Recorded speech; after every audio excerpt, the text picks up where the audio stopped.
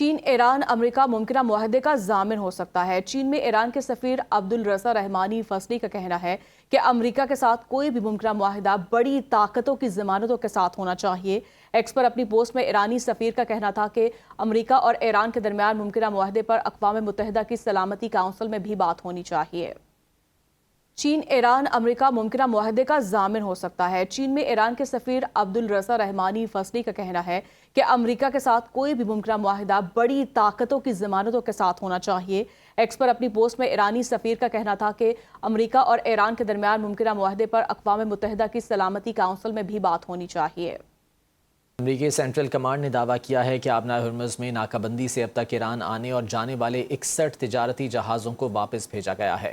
امریکی سینٹکام کے مطابق ناکہ بندی کے دوران 4 تجارتی جہازوں کو غیر فعال بھی کیا گیا۔ 20 سے زیادہ امریکی جنگی جہاز ایران کے خلاف ناکہ بندی پر عمل درآمد کر رہے ہیں۔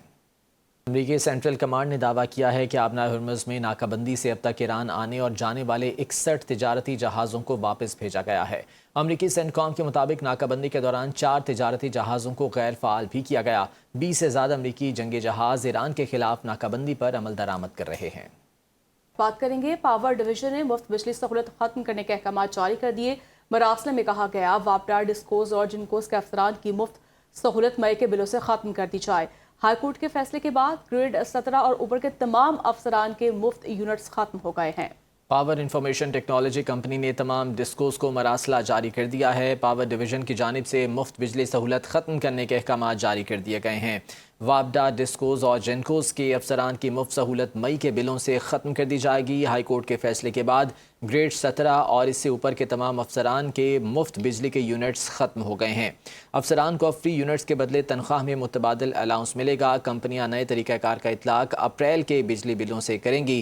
پاور انفارمیشن ٹیکنالوجی کمپنی نے تمام ڈسکوز کو مراسلہ جاری کر دیا ہے۔ ہائی کورٹ کے فیصلے کے بعد یہ اقدام اٹھایا گیا جس میں گریڈ 17 اور اوپر کے تمام افسران کے مفت بجلی کے یونٹس ختم کر دیے گئے ہیں۔ مراسلے میں کہا گیا ہے کہ افسران کو اب فری یونٹس کے بدلے تنخواہ میں متبادل الاؤنس ملے گا اور اس حوالے سے مزید بھی اقدامات کیے جا رہے ہیں۔ مراسلے میں مزید کہا گیا کہ کمپنیاں نئے طریقہ کار کا اطلاق اپریل کے بجلی بلوں سے کریں گی اور مئی کے بلوں میں یہ تمام بجلی کے فری یونٹس ختم کر دیے جائیں گے۔ پاور انفارمیشن ٹیکنالوجی کمپنی نے تمام ڈسکوز کو مراسلہ بھی جاری کر دیا ہے۔ یہ مراسلہ جو لکھا گیا اس میں کہا گیا کہ واپڈا ڈسکوز اور جنکوز کے افسران کی مفت سہولت مئی کے بلوں سے ختم کی جا رہی ہے۔ واضح رہے کہ عدالت کی جانب سے یہ فیصلہ دیا گیا تھا کہ تمام مفت بجلی کے یونٹس ختم کیے جا رہے ہیں۔ وزیر اعلیٰ پنجاب مریم نواز کی 7 کروڑ روپے واپس لینے کے لیے درخواست کی لاہور ہائی کورٹ میں سماعت ہوئی۔ نیب کے وکیل نے آئینی عدالت سے درخواست واپس لینے سے متعلق بیان حلفی جمع کرا دیا۔ عدالت نے وزیر اعلیٰ پنجاب مریم نواز کو 7 کروڑ روپے واپس کرنے کی ہدایت کر دی۔